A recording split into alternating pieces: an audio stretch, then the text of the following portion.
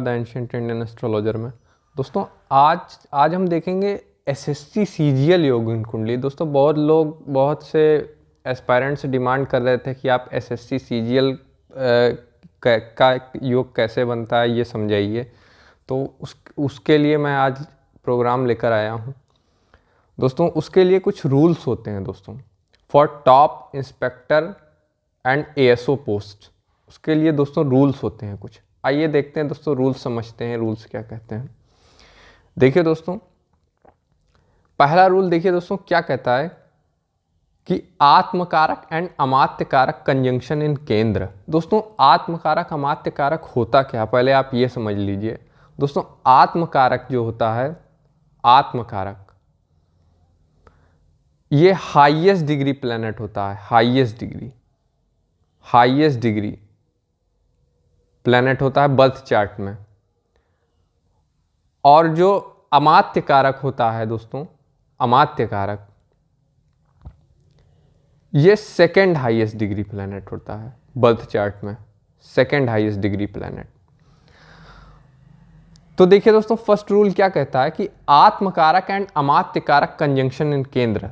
तो दोस्तों केंद्र क्या है, ये देखिए दोस्तों, ये एक एग्जाम्पल बर्थ चार्ट है।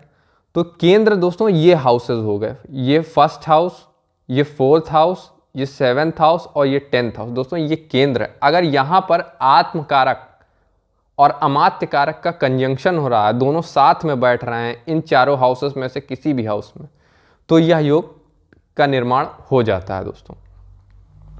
अब देखिए दोस्तों सेकेंड रूल क्या कहता है। सेकेंड रूल कहता है कि आत्मकारक conjunction with 10th house lord in केंद्र। तो दोस्तों यहां कह रहा है कि जो आत्मकारक है उसका 10th हाउस के लॉर्ड के साथ कंजंक्शन केंद्र में।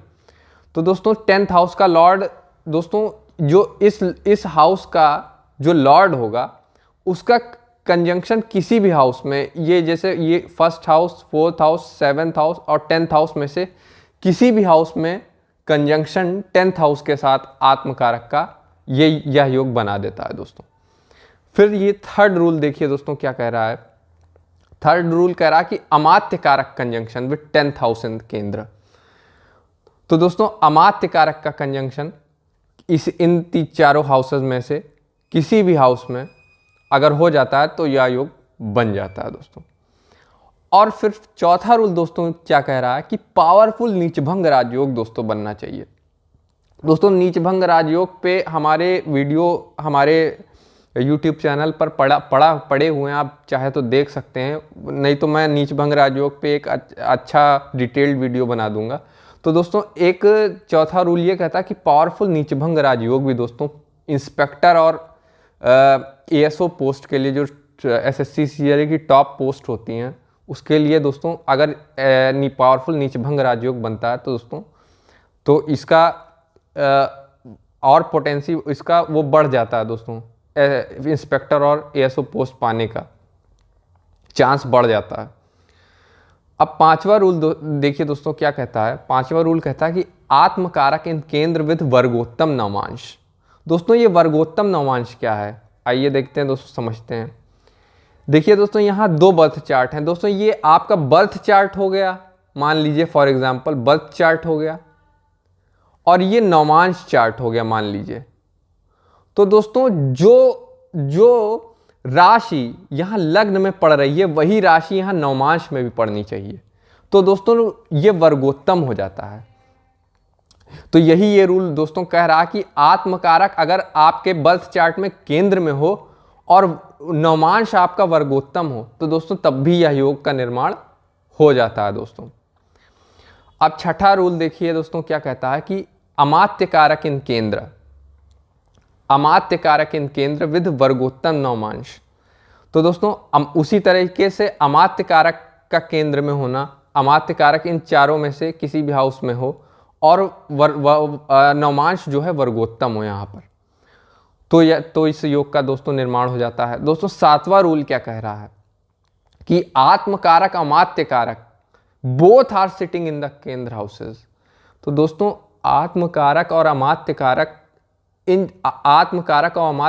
इन चारों हाउसेस में इन चारों हाउसेस में से किसी भी हाउस में बैठे होने चाहिए। कोई ज़रूरी नहीं है कि साथ में हो, बट मान लीजिए आत्मकारक यहाँ बैठा हुआ है और अमात्य कारक यहाँ बैठा हुआ है, या आत्मकारक यहाँ बैठा हुआ है, अमात्य कारक यहाँ बैठा हुआ है। तो दोस्तों इस तरीके से अगर ये प्लैनेट बैठे होंगे तो दोस्तों इस योग का निर्माण हो जाएगा। दोस्तों इन चारों हाउसेस में से किसी भी हाउस में ये दोनों प्लैनेट अगर बैठे होंगे तो दोस्तों इस योग का निर्माण हो जाएगा।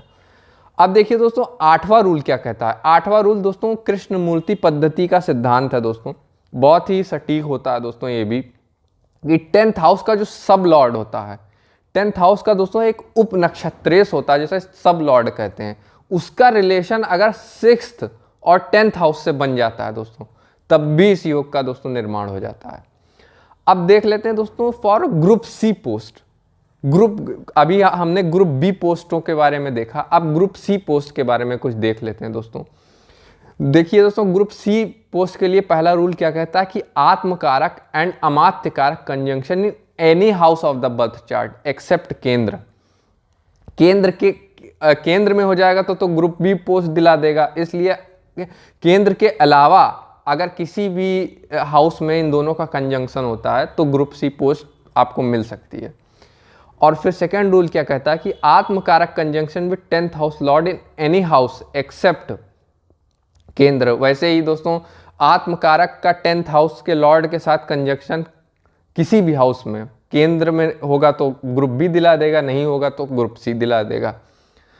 आप तीसरा रूल देखिए दोस्तों क्या कहता है कि अमात्य कारक conjunction with 10th house lord in any house except केंद्र। तो अमात्य कारक का 10th हाउस के लॉर्ड के साथ कंजंक्शन केंद्र के अलावा किसी भी हाउस में, तो भी दोस्तों इस योग का निर्माण हो जाता है। दोस्तों अब कुछ हम एग्जाम्पल बर्थ चार्ट से देखते हैं। दोस्तों ये दोस्तों एक असिस्टेंट सेक्शन ऑफिसर की एक कुंडली है।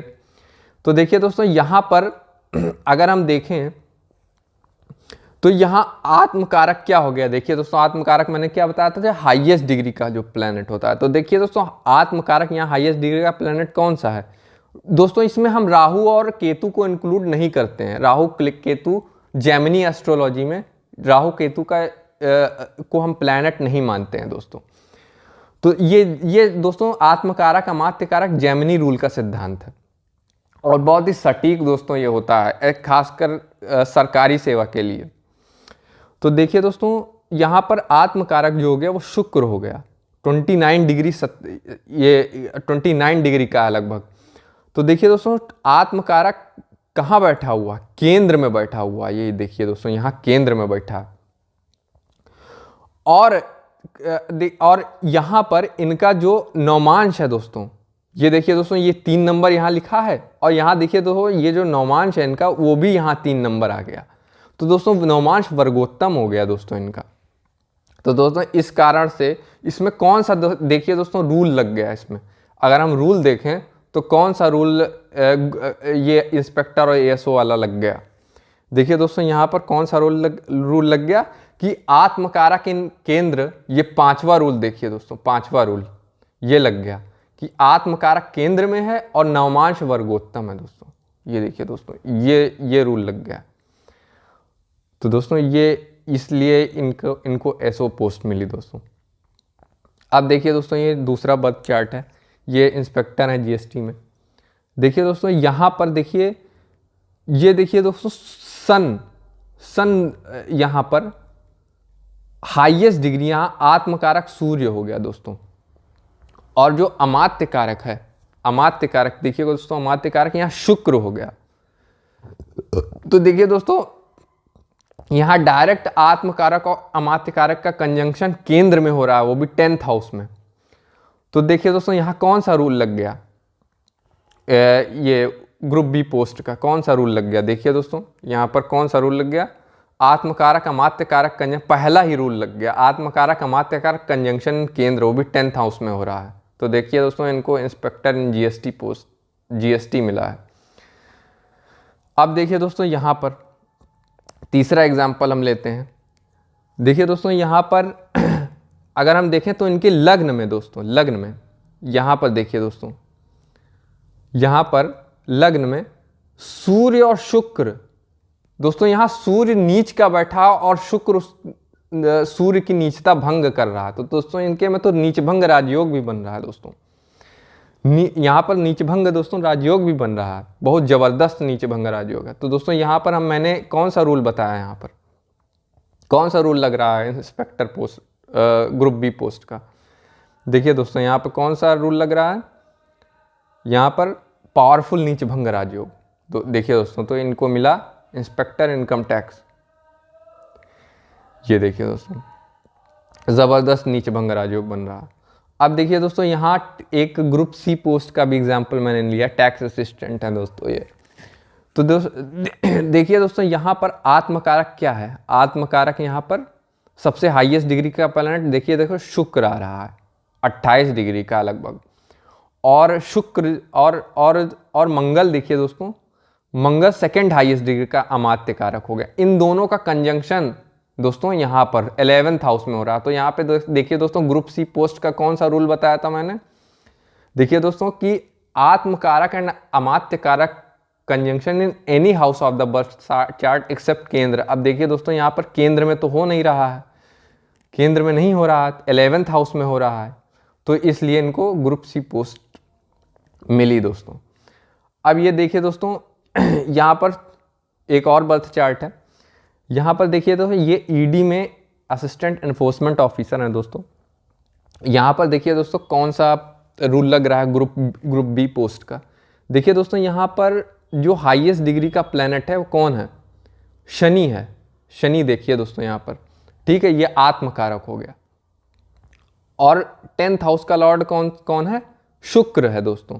और 10th हाउस का लॉर्ड के साथ केंद्र में शुक्र और शनि का कंजंक्शन हो रहा है दोस्तों, हो रहा है। तो इसमें कौन सा रूल देखिए दोस्तों लग गया ग्रुप बी पोस्ट का, कौन सा रूल लग गया, देखिए दोस्तों आत्मकारक conjunction with 10th house lord in केंद्र। देखिए दोस्तों सेकंड रूल लग गया, सेकंड रूल लग गया कि नहीं लग गया, आत्मकारक conjunction with 10th house lord in केंद्र।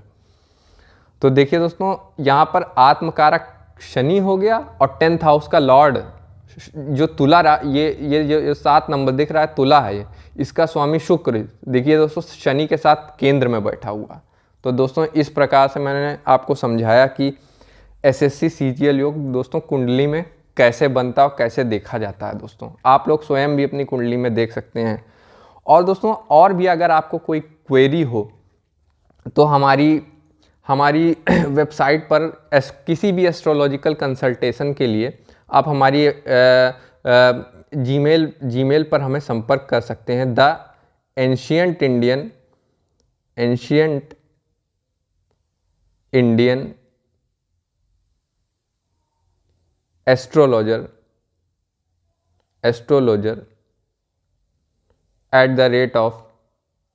@gmail.com for any astrological consultation,